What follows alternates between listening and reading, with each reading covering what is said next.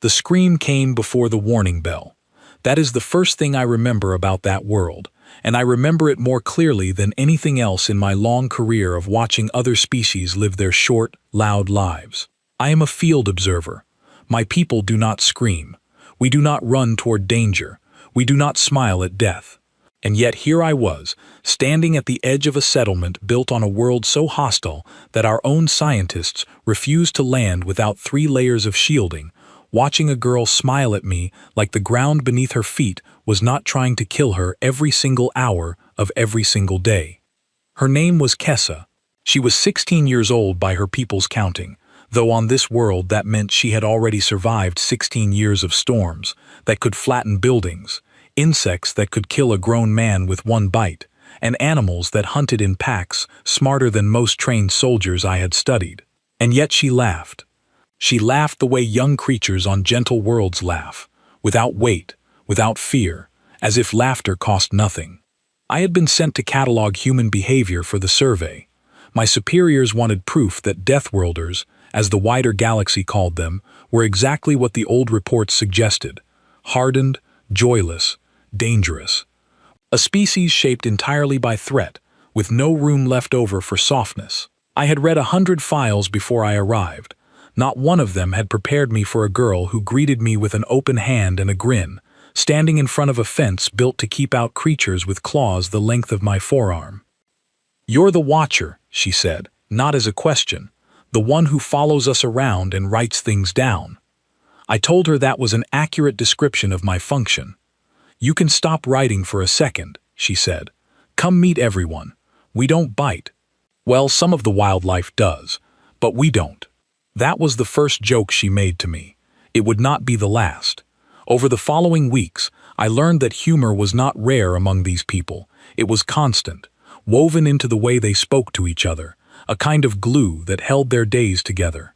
I began to understand that laughter here was not a sign of safety. It was something they built on purpose, the way another species might build a wall. Kessa's home was a cluster of reinforced houses set behind tall fences, surrounded by fields that had to be watched at all hours. Machines patrolled the perimeter, but I noticed quickly that the humans did not fully trust machines. They trusted each other. Groups of them walked the fence line together, armed with simple tools, talking and laughing the entire time, even as their eyes never stopped scanning the tree line beyond the fields. I asked her once why she smiled so easily on a world that could kill her in so many ways. She looked at me like I had asked why water was wet. If I stopped smiling every time something out there could hurt me, she said, I'd never smile at all. So I smile anyway. It's not that I forget the danger, it's that I don't let the danger decide how I feel. I wrote that sentence down word for word. I did not understand it yet. I would understand it fully only after everything that came next. She introduced me to her closest friend within the first few days, a boy named Toma, tall and quiet, where Kessa was small and loud, the kind of quiet that came from listening more than speaking. He watched me with careful eyes, the way a person watches something they have not decided to trust yet. But when Kessa vouched for me, he offered his hand the same way she had, firm and without hesitation. "She talks a lot," Toma said, nodding toward Kessa. "Don't let her wear you out." "I do not talk a lot," Kessa said. "I communicate efficiently and often." Toma smiled at that, a small private smile that told me these two had known each other a very long time. I learned later that they had grown up together, born only weeks apart, raised by families who worked the same fields and stood the same watches. On a world like this, friendships were not casual things. They were survival structures, built the way a house is built, with care, with reinforcement, with an understanding that everyone depended on everyone else. I spent my first 2 weeks simply watching. I watched children practice throwing weighted lines at moving targets, training their aim for a day when their aim might need to save a life. I watched elders teach younger ones which plants could heal a wound and which could kill in an hour. I watched the entire settlement gather every evening to share a meal, and even then, even surrounded by people who had buried friends and family to this world's countless dangers, the sound of laughter never fully disappeared. It confused me deeply. My reports back to the survey grew longer and stranger, filled with observations that contradicted everything I had been trained to expect. These were not blank-eyed survivors. These were not creatures who had traded joy for endurance. They had found a way to hold both at once, and I did not yet have the framework to explain how. Then Kessa told me about the hunt. She explained it the way someone explains a birthday, with excitement layered over something more serious underneath. Once each season, when the young predators native to the region reached a certain age and size, the settlement organized an expedition to track and manage their numbers. It was not simple killing, she made that clear. It was population control, done with respect, done with skill, done because if they did not do it, the predators would grow bold enough to breach the fences within a year. It's dangerous, she admitted, when I asked. People get hurt sometimes. But it's necessary, and it's also, she paused, searching for the word, it's also how we prove to ourselves that we're not just hiding behind fences waiting to die. We go out, and we meet the world on our own terms, at least once a year. Toma was participating this season for the first time, stepping fully into an adult role in his community. I could see how much it meant to him, the quiet pride in the way he checked his equipment each evening, the way he practiced his footwork on the packed dirt outside his house until the light failed. Kessa watched him with an expression I had not yet learned to read, something between pride and worry, the look of someone who wanted their friend to succeed and feared what success might cost. "Are you afraid for him?" I asked her one evening as we watched Toma run drills with two older hunters. She considered the question honestly, which I had come to expect from her. She did not rush to reassure me the way some diplomats rush to reassure a foreign guest. "A little," she said. "You're always a little afraid out here. If you're not paying attention. But I trust him. He's careful, he's smart, he listens." She watched him a moment longer. "I just want him to come back the same person he left as." I did not fully understand what she meant by that at the time. I understand it now. 3 days before the hunt was set to begin, Kessa asked me if I wanted to come and observe.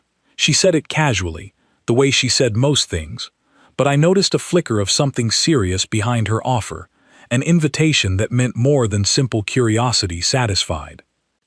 "You keep writing about us like we're a puzzle," she said. "Come see the real thing instead of just watching us from behind a fence. Come see why we do this." My superiors would have called this an extraordinary opportunity, direct access to a ritual few outsiders had ever been permitted to witness. I called it something else, quietly, to myself. I called it trust. A girl from a world that could kill her 1,000 different ways was offering to let a stranger from the stars walk beside her into danger, simply because she believed I deserved to understand. I said yes.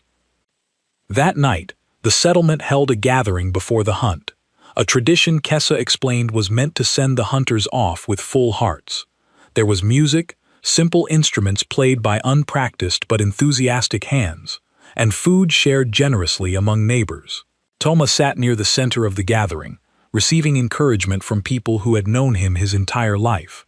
Kessa sat beside him the whole evening, and I watched the two of them together, easy and familiar, finishing each other's sentences, laughing at jokes only they seemed to fully understand. At one point, an older woman, someone I later learned was Toma's aunt, pulled Kessa aside. I could not hear what was said, but I saw the older woman press something small into Kessa's palm, a token of some kind, and saw Kessa nod seriously before returning to Toma's side. When I asked her about it later, she only said it was a promise between family, and that some promises were not meant for outsiders to know. Not yet, not unless something made it necessary to share. I did not press further. I had learned by then that these people held certain things close, not out of secrecy for its own sake, but because some things only mattered between the people who carried them. As the gathering wound down and the fires burned low, Kessa found me sitting apart from the crowd, watching the way the firelight moved against the fence line beyond. "Tomorrow you'll see the real reason we smile," she told me. "It's not because nothing can hurt us. It's because we decide, every single day, that we're going to live anyway. Tomorrow you'll understand that better than any report could teach you." I told her I looked forward to it, and I meant it honestly. I did not know then how much that understanding would cost, or how differently I would see her smile once I had watched it disappear. The night ended quietly. Toma walked Kessa back toward her house, the two of them talking in low voices under a sky filled with unfamiliar stars, and I remained behind, recording my observations, trying to capture in words something that words could barely hold. A species that lived every day beside death, and had chosen again and again to answer that closeness not with despair, but with warmth. I did not yet know that within 2 days, I would watch that warmth tested in a way no report could have prepared me for, and I would finally begin to understand what it truly cost a Deathworlder to keep on smiling. The morning of the hunt began before the sun rose, and I felt the difference in the air the moment I stepped outside. The settlement, usually filled with quiet chatter and the sounds of morning chores, had gone still in a way that felt heavier than silence. It was not fear, exactly. It was focus. Every person moving through the half-dark carried themselves with a purpose I had not seen from them before, checking straps, checking blades, checking the faces of the people beside them. Kessa met me near the eastern gate, already dressed for the trail, her hair pulled back tight, a coil of rope slung across one shoulder. She looked different in the gray morning light, older somehow, the easy looseness of her usual manner replaced by a controlled energy that reminded me she had trained for this her entire life, even if this was Toma's first time and not her own. "You're not hunting today," I said, noticing she carried none of the longer weapons the others carried. "I'm support," she said. "Every new hunter gets a partner who's done this before, someone whose only job is to watch their back, not chase the kill. I did my first hunt with someone watching mine. Now it's my turn to do the watching." I asked who watched her during her first hunt. Her expression softened, just slightly. "My older brother," she said. "He's not with us anymore. Different reasons, not this. But he taught me what I'm about to teach Toma. Pay attention. Trust your team. Never let your excitement outrun your sense." There was no time to ask more, because the gate began to open, and 30 hunters, plus their support partners, gathered at the tree line where the fields ended and the wild land began. I stood near the back with 2 other observers from the settlement's own council, permitted to follow at a careful distance, recording what I could without interfering. Toma stood near the front of the group, alongside 3 other young hunters attempting their first hunt this season. An older man I had come to know as one of the settlement's most respected trackers, a broad-shouldered figure named Callum, addressed the group before they departed. His voice was calm, but there was an authority in it that silenced every side conversation instantly. "Today we are not proving how brave we are," Callum said. "We are proving how well we listen. The land does not care about bravery. It cares about attention. Watch your partners. Watch the signs. If something feels wrong, you say so immediately, and nobody will think less of you for it. Understood?" A quiet chorus of agreement rippled through the group. Then, without further ceremony, they moved into the trees, and I followed at a distance that felt both too close and too far. The land beyond the fences was unlike anything in the settlement itself. The trees grew impossibly tall, their canopies blotting out most of the early light, leaving the forest floor in a permanent blue-gray dimness that made every shadow suspicious. The air smelled sharp and alive, full of scents I could not identify, and every few minutes I heard sounds from somewhere in the deep green distance, calls and cries from creatures I had only read about in danger assessments back on my own ship. I understood, walking through that forest, why the wider galaxy called this a death world. Every plant seemed capable of harm, every sound seemed to carry a warning, and yet the humans moved through it with a kind of practiced grace, reading signs in the broken branches and disturbed soil that I could not begin to interpret, speaking to each other in short, efficient phrases that conveyed entire warnings in only a few words. Kessa stayed close to Toma the entire time, not hovering, not smothering him with instruction, but present in a way that felt steady, dependable. She pointed things out to him quietly. A broken twig here meant something large had passed recently. A particular smell in the air meant water nearby, which meant animals gathering to drink. Toma listened to her with total focus, nodding, adjusting his pace, learning in real time the things his community had spent generations learning before him. I asked one of the council observers walking beside me why the settlement placed so much value on this tradition, when clearly it carried genuine risk. She explained that on a world like theirs, complacency was more dangerous than any predator. If a generation grew up without direct experience of the wild land beyond their fences, they would eventually lose the instincts needed to survive it. The hunt was not just about controlling predator numbers, she said. It was about keeping the whole community sharp, keeping fear from calcifying into either paralysis or foolish confidence. Both of those get people killed, she said simply. Better to face it young, with people who love you standing close, than to face it alone later, unprepared.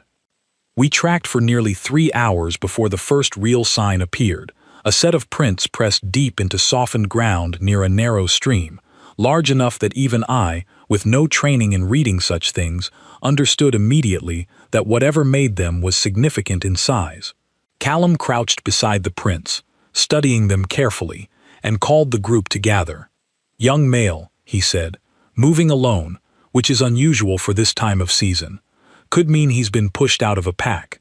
Pushed out males are often more unpredictable. Everyone stay sharp." I noticed the mood shift subtly among the group. The easy conversation quieted further. Weapons were checked once more. Kessa moved slightly closer to Toma, and I saw her murmur something to him I could not hear, saw him nod, his jaw tightening with focus rather than fear. They followed the trail for another hour, moving slower now, more careful, spreading into a loose formation that allowed multiple lines of sight through the dense trees. I stayed further back with the observers, my recording equipment capturing everything, my own unfamiliar heart, a physiological response my species shares in modified form with humans, beating faster than I expected. The forest here grew even denser, the light dimmer, and I began to understand why the humans valued teamwork so highly in this environment. Visibility dropped to only a few body lengths in any direction. Sound became distorted by the thick canopy above. A predator could be anywhere, and the only defense was the combined attention of many careful eyes. It was Toma who spotted the movement first, a flicker of motion through the trees to the group's left flank. He raised a closed fist, a signal I had seen the hunters practice before departure, and the entire group froze instantly, weapons ready, eyes scanning the indicated direction. For a long moment, nothing happened. The forest held its breath, and so did I. Then Callum gave a quiet signal, and the group began to move again, slower now, converging carefully toward the area where Toma had seen the movement. Kessa stayed at Toma's shoulder, her own weapon ready despite her role as support, her eyes never leaving the tree line ahead. I want to be honest about what happened next, because I have relived it many times since, trying to understand whether anything could have changed the outcome. The creature they were tracking, the young male predator pushed out of its pack, was exactly where the tracks suggested it might be, resting in a shallow depression between 2 fallen trees, seemingly unaware of the group's approach. For a moment, it looked like the hunt would proceed exactly as intended. Callum signaled the group into a careful semicircle, positioning hunters to allow for a controlled approach, minimizing risk while ensuring no single person stood alone against the animal. Toma was positioned on the outer edge of the formation, a position chosen deliberately by Callum to give the newest hunter a slightly safer angle, while still allowing him to participate directly in his first hunt. Kessa stood a few paces behind him, exactly where a support partner was meant to stand, close enough to react, far enough to avoid crowding his movement. I remember the stillness most of all. The forest had gone almost completely silent, as if even the wind understood the moment required quiet. The creature remained in its depression, breathing slowly, unaware or uncaring of the humans surrounding it at a careful distance. Then something changed. I did not understand it at the time, and even now, my understanding remains partial, based on later conversations with the settlement's trackers, rather than anything I witnessed directly with clarity. But something about the creature's behavior shifted in an instant, some signal invisible to my untrained eyes but immediately obvious to the experienced hunters around me. Callum's posture changed first, a sudden tension entering his shoulders, and he called out a warning that cut through the silence like a blade. The creature moved faster than anything I had ever seen in my career of studying dangerous wildlife across a dozen worlds. It came up out of the depression in a single motion, not toward the center of the formation where most of the hunters stood ready, but toward the outer edge, toward the position where the newest, least experienced hunters stood. Toward Toma. I heard Kessa's voice before I fully understood what was happening, a sound that did not belong to the cheerful, easy young woman I had come to know over the previous weeks. It was sharp, urgent, entirely without hesitation, a warning shouted with everything her lungs could produce. Everything after that happened faster than I could properly record, faster than my mind, trained to observe calmly and clinically, could fully process. I saw movement, chaos, the controlled formation the hunters had maintained, breaking apart as everyone reacted to the sudden change, some rushing forward, some pulling back, all of it happening in the space of only a few heartbeats. I did not yet know, in that moment, exactly what the outcome would be. I only knew, watching Kessa move faster than I believed a person could move, that whatever happened next would change everything I thought I understood about this world, about her, and about what it truly meant to smile in the face of a place that never stopped trying to remind you how fragile you were. The creature closed the distance between itself and Toma in less time than it takes to draw a full breath. I have reviewed the recording from my equipment many times since that day, slowing it down frame by frame, trying to understand exactly what happened, and even with every advantage of technology, the moment still feels impossibly fast, a blur of motion that the human eye should not have been able to track, and yet somehow, several of them did. Toma raised his weapon, exactly as he had been trained, exactly as Callum had drilled into every new hunter during the weeks of preparation before this day. But training and instinct are not always enough against raw speed and weight, and the creature struck him before his weapon could fully come to bear. He was thrown backward, off his feet, into the tangled roots of one of the fallen trees that had shielded the animal's resting place only moments before.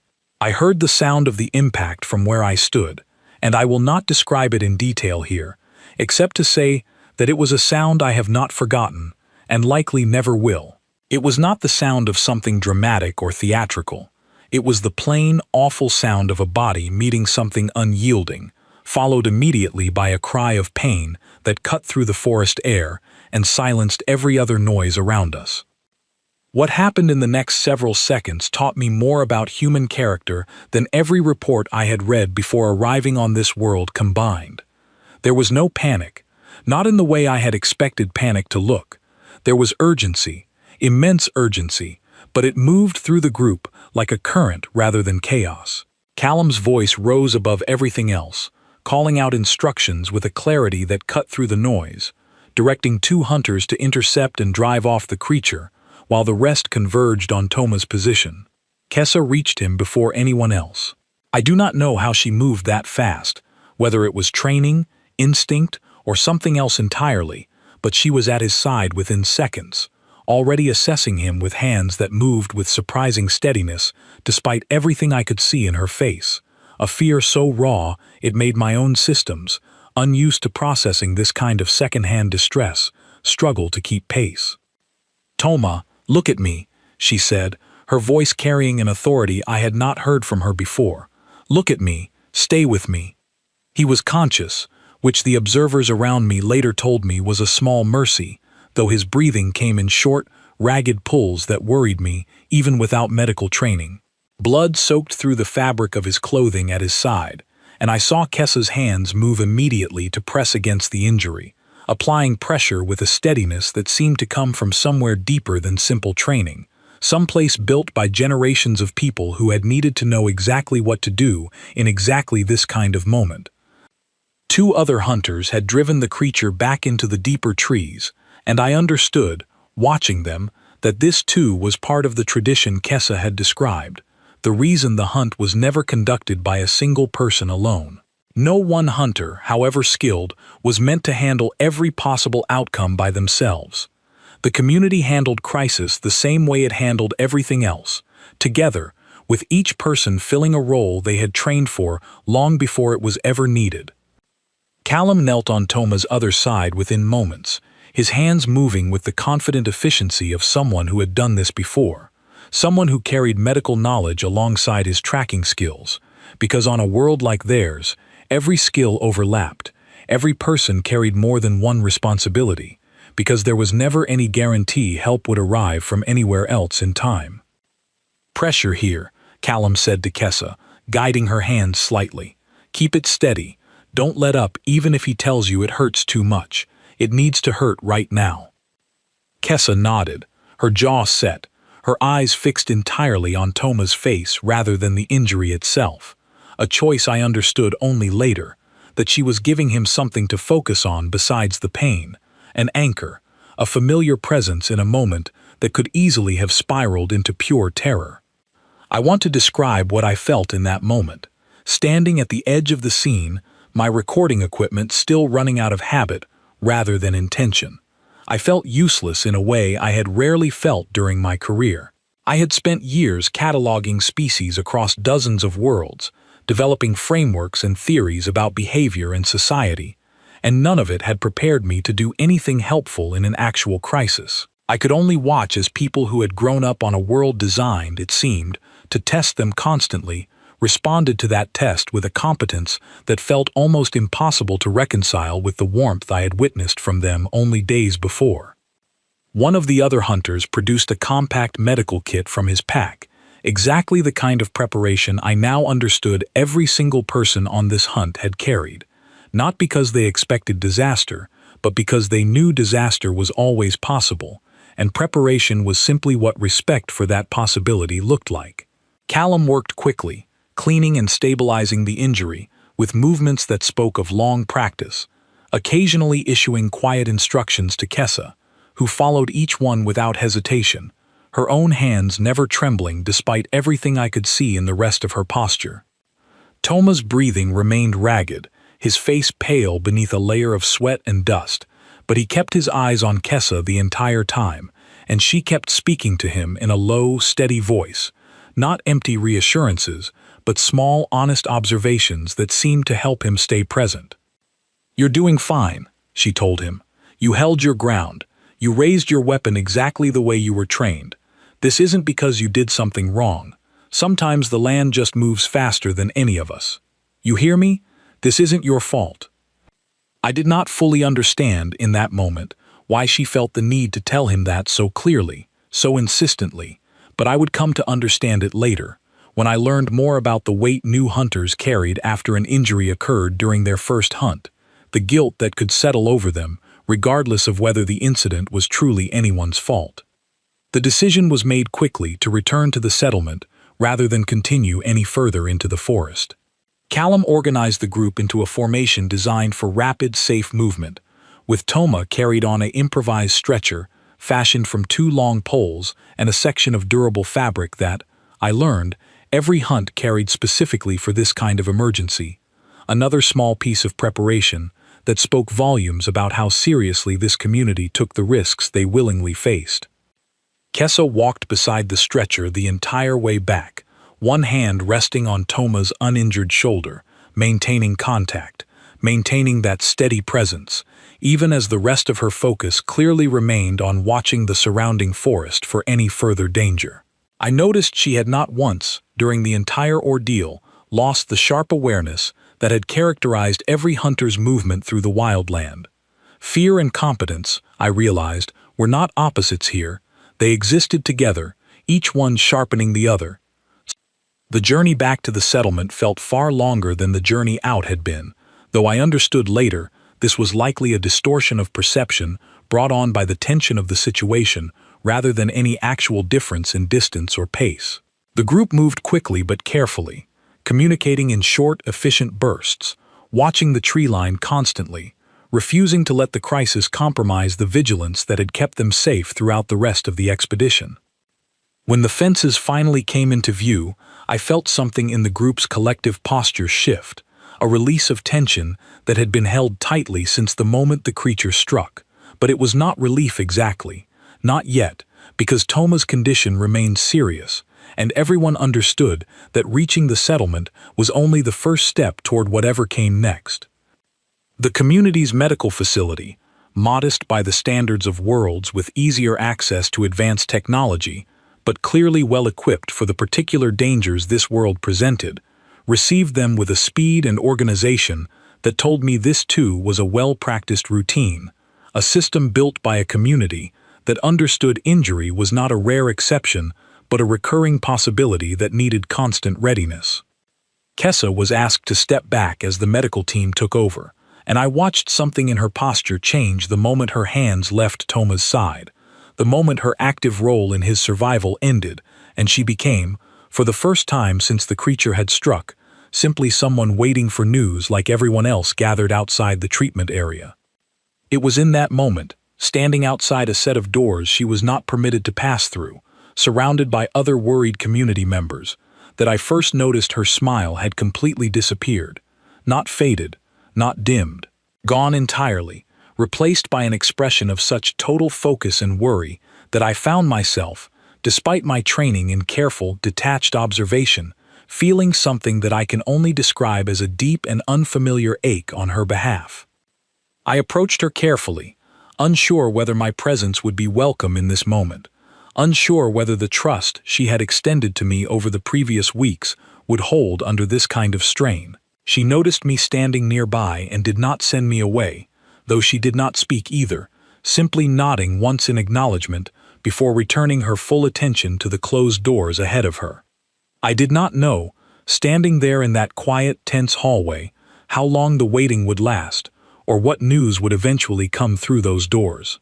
I only knew that the easy, cheerful young woman who had greeted me weeks earlier with an open hand and a grin had been replaced, at least for now, by someone carrying a weight I was only beginning to understand, someone whose silence spoke as loudly as her laughter ever had.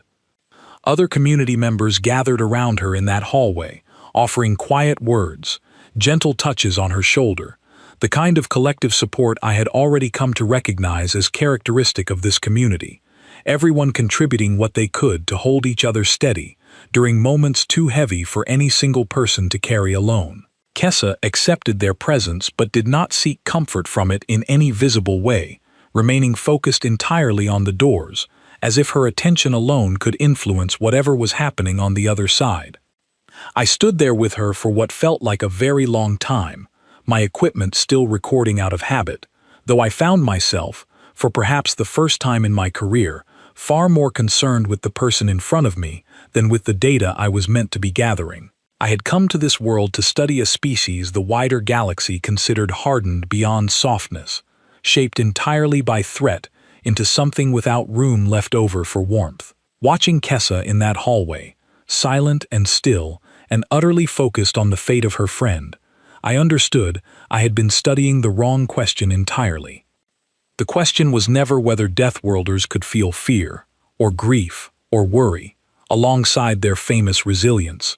Watching Kessa, it was obvious they could, deeply, completely, in ways that matched or exceeded anything I had observed in species from far gentler worlds. The real question, the one I did not yet have an answer to, was how someone could carry that much fear and grief and still choose, day after day, to smile anyway. And now, watching that smile disappear entirely in the face of real crisis, I began to understand that the answer was more complicated and more meaningful than I had ever imagined.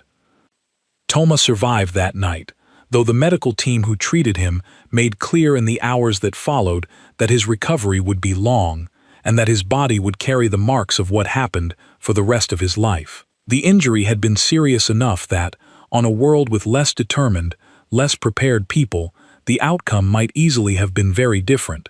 I learned later that the settlement's medical facility, small as it appeared, had been built and stocked specifically with this kind of possibility in mind, another quiet piece of evidence that this community did not simply hope danger would pass them by, but prepared, relentlessly, for the moment it inevitably would not. I did not see Kessa smile again for many days after that night.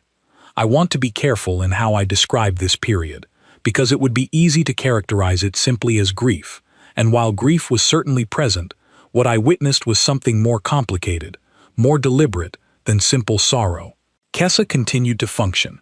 She visited Toma daily during his recovery, sat with him for long stretches, spoke with the medical staff, helped his family with small tasks around their home while he remained unable to do them himself. She was present, engaged, competent in every practical sense. But the easy warmth that had characterized her from the first moment I met her, the quick laughter, the ready grin, remained entirely absent. I found this puzzling, and I will admit that my training as an observer initially led me toward the wrong conclusions. I assumed, based on patterns I had studied in other species, that this was simply an extended grief response, something that would fade naturally as Toma's condition improved and the immediate danger passed. I recorded this assumption in my reports back to the survey, framing it as expected behavior for a social species processing a near loss within its community. I was wrong, and Kessa herself corrected me, though not immediately, and not without reason for hesitation on her part. Nearly 2 weeks after the incident, I found her sitting alone near the eastern fence line, the same place where the hunt had departed on that morning, that now felt impossibly distant. She was not doing anything in particular, simply sitting, watching the tree line beyond the fields with an expression I had come to recognize over the previous weeks, though I still did not fully understand it. I approached carefully, and she permitted me to sit nearby without objection, though she did not immediately speak. After a long silence, I asked her the question I had been holding since that night in the hallway, phrased as carefully and respectfully as I knew how. I asked her why she had stopped smiling, even now, even as Toma's condition continued to improve daily according to everything I had observed and heard from the medical staff. She was quiet for a long moment before answering, and when she did, her voice carried none of the lightness I remembered from our earlier conversations, replaced instead by something heavier, more considered, the voice of someone choosing their words with real care. "You asked me once," she said, "why I smile so easily, on a world that could hurt me in so many ways. Do you remember what I told you?" I told her I remembered clearly.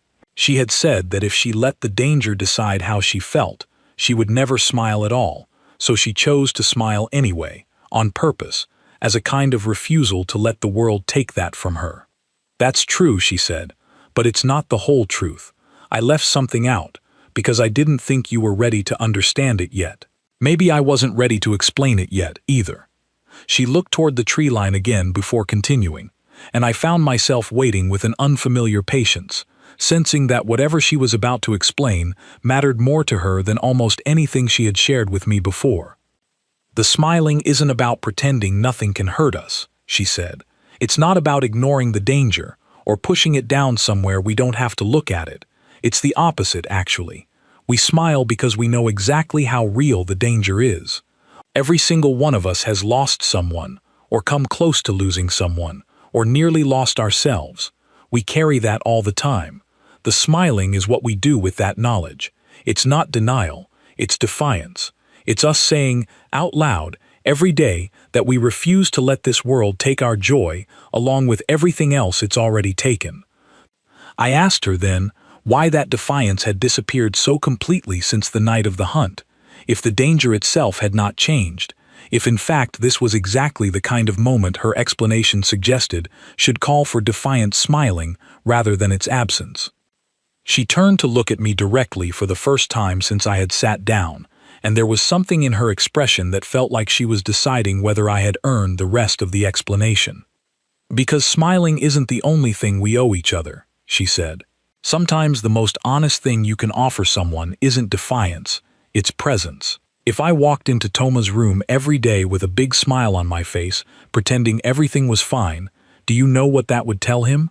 It would tell him I wasn't really seeing what happened to him.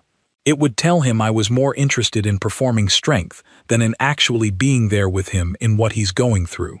She continued, her voice steady but quiet. "He almost died. I watched it happen. I had my hands on him while he was bleeding, and I didn't know, in that moment, whether he was going to make it back to the settlement at all. That's not something I can smile past. Not for him, and honestly, not for myself either. If I smiled right now, it would be a lie. It would be me telling both of us that everything is fine, when the truth is, things are still healing, still fragile, still something we're working through together. He doesn't need me to perform courage at him right now. He needs me to be honest. The smiling will come back, when it's honest again. Right now, honesty looks like this instead.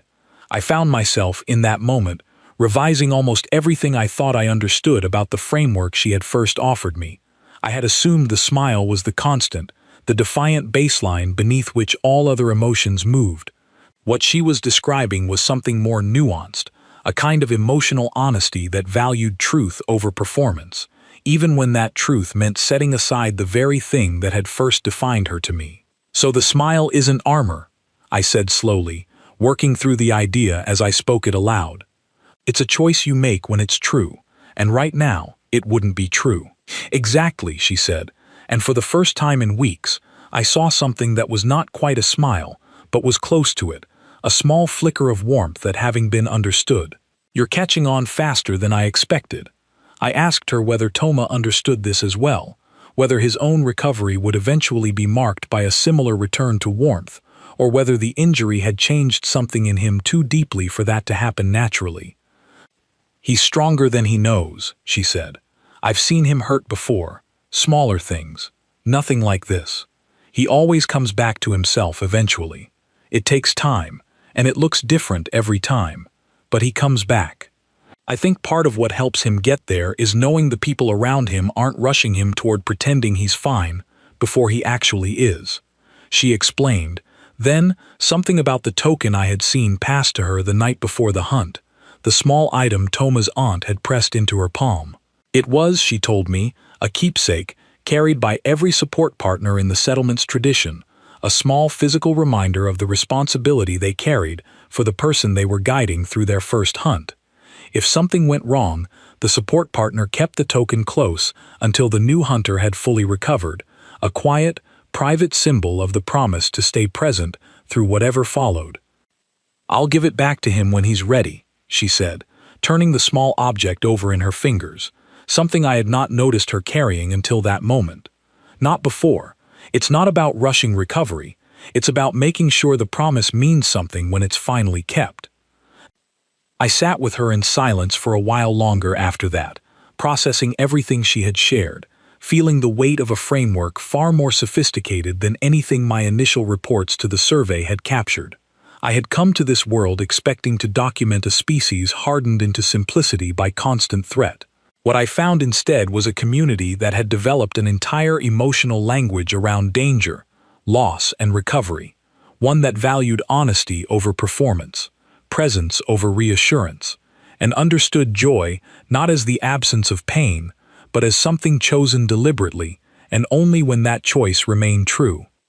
Before I left her that evening, I asked one final question, curious whether she resented the world she lived on for demanding this much of her, for forcing this kind of constant negotiation between fear and warmth that species from gentler worlds rarely had to consider.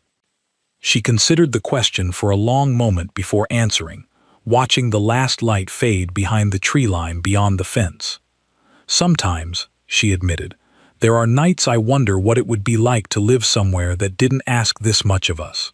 But then I think about what we've built here, how close we all are to each other, how much we mean to one another because we know exactly what it costs to keep each other alive. I don't think we'd have that, not like this, anywhere easier. This world takes a lot from us. But it also taught us how to hold on to each other properly. I wouldn't trade that, even on the hard days.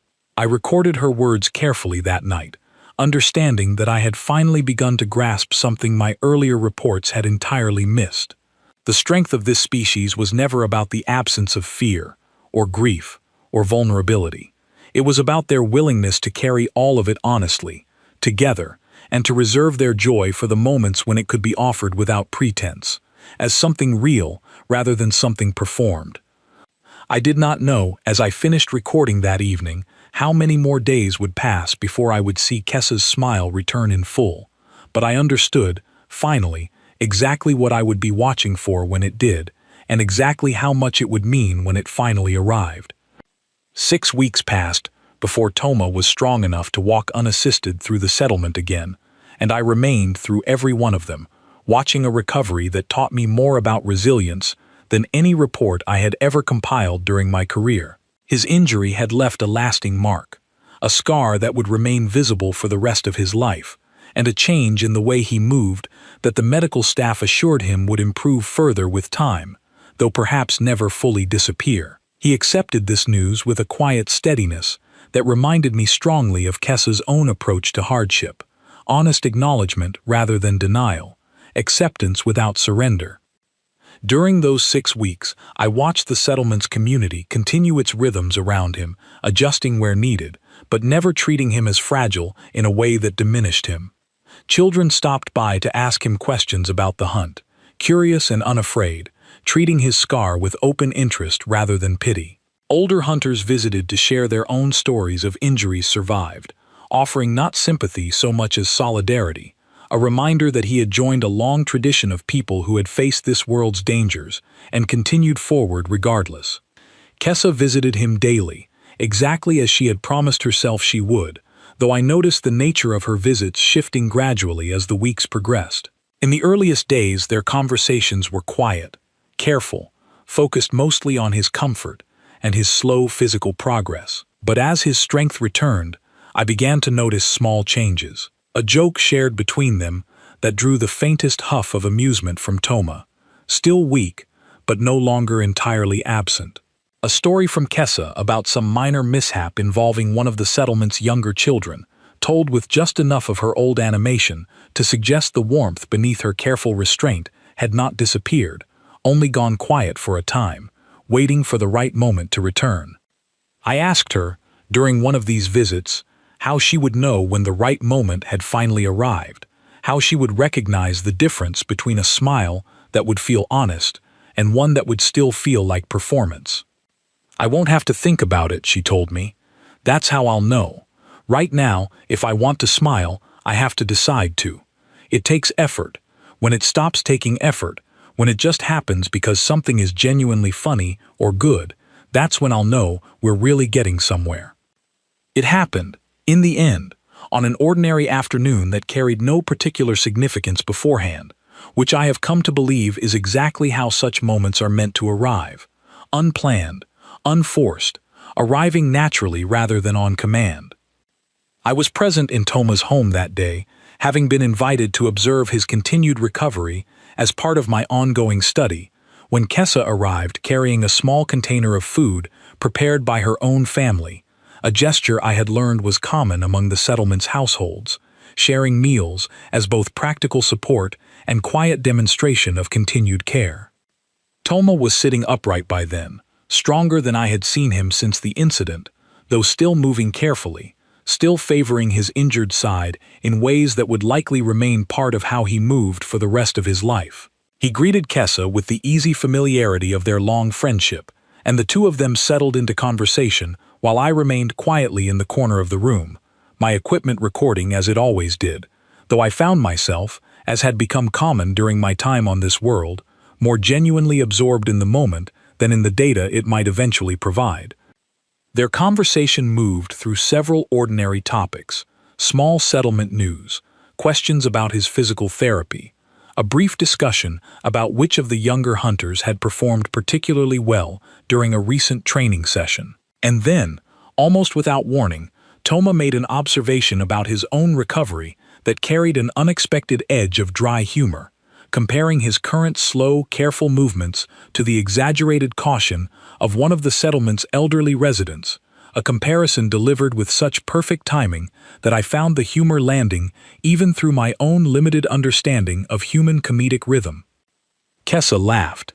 It was not a large laugh, not the loud, easy sound I remembered from our first meetings weeks earlier. It was smaller, more contained, but entirely genuine, arriving without hesitation, without effort, exactly as she had described it would when the moment finally felt honest again. And following immediately behind that laugh came something I had waited many weeks to witness fully return. She smiled. It was not identical to the smile I remembered from our first encounter, standing at the edge of the settlement with an open hand extended toward a stranger from the stars. This smile carried something additional now, some weight of understanding that had not been present before, evidence of everything she had carried and processed during the weeks since the hunt. But it was real, unmistakably real, warm and full and entirely without pretense, exactly the kind of smile she had told me she would only offer again once it stopped requiring effort. Toma noticed it too. I could see some flicker of relief passing across his own expression at the sight of it, a recognition of something important returning to its proper place between them. "There it is," he said quietly, his voice carrying an affection that needed no further explanation. "I was starting to wonder. I told you it would come back when it was ready," Kessa said, and there was a lightness in her voice now that had been entirely absent for weeks, a lightness that felt earned rather than assumed. I watched them continue their conversation for a while longer, the easy rhythm of their friendship reasserting itself gradually, humor returning in small increments, warmth building back toward something closer to what I had witnessed during my earliest days observing this community. And I understood, watching this careful, deliberate return to joy, that I was witnessing something the wider galaxy's assumptions about Deathworlders had never accounted for, a species that did not simply endure hardship through blunt resilience, but processed it with genuine emotional sophistication, honoring pain when pain was present, and reclaiming joy only when that joy could arrive honestly. Before I left the settlement several weeks later, my observation period finally complete, I witnessed one more moment I believe belongs at the end of this account. Toma had recovered enough by then to walk the fence line again, slower than before, leaning occasionally on a support that the medical team assured him would eventually become unnecessary, but walking nonetheless, present again among the community that had carried him through his recovery. Kessa walked beside him, and as they reached the eastern gate, the same spot where the hunt had departed all those weeks earlier, she reached into a small pouch at her side and withdrew the token his aunt had given her that night before everything changed. She pressed it into his palm without ceremony, without dramatic words, simply a quiet transfer between two people who understood exactly what it meant. "Promise kept," she said simply. Toma closed his hand around it, and the smile he offered her in return carried the same quality I had come to recognize in hers, warmth earned through honesty rather than performance, joy that understood exactly what it had survived to reach this moment. I left that world not long afterward, carrying with me an understanding far more complex than anything my initial assignment had anticipated. My reports to the survey required significant revision by the time I finished them, abandoning the simple framework of hardened, joyless survivors that had defined the wider galaxy's understanding of Deathworlders for generations. What I had witnessed instead was a community that held space for genuine fear and genuine grief without allowing either to consume them entirely, that understood joy not as naivety or denial, but as something valuable enough to protect deliberately and honest enough to set aside when honesty demanded it. I think often, even now, about that first smile Kessa offered me at the edge of the settlement, and about the quiet, careful weeks during which that same smile disappeared entirely, only to return exactly when it was ready, exactly when it could arrive without pretense. I understand now that the smile itself was never the point. The point was the choice behind it, made fresh each day, sometimes toward warmth, sometimes toward honest stillness, always in service of something true. That, I have come to believe, is the real answer to the question the wider galaxy has asked for generations about worlds like hers. It was never a question of whether Deathworlders could feel softness alongside their famous endurance. They feel everything, deeply, completely, the same as any species anywhere among the stars. The difference lies only in what they choose to do with that feeling, and in their willingness to be honest about which one belongs in any given moment, even when honesty cost them the very warmth that first drew a curious stranger like myself to want to understand them at all.